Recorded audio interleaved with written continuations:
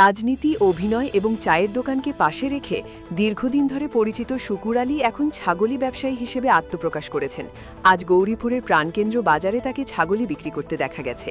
স্থানীয় সূত্রে জানা গেছে, শুকুর আলী কয়েকদিন আগে থেকেই ছাগলি ব্যবসা শুরু করেছেন। একসময় রাজনৈতিক মঞ্চে সক্রিয় থাকা শুকুর আলী পরে অভিনয়ের সঙ্গে জড়িত হন। তারপর চায়ের দোকান চালানোর পরিকল্পনা করলেও শেষ পর্যন্ত ছাগলির ব্যবসাকেই মূল পেশা হিসেবে বেছে নেন।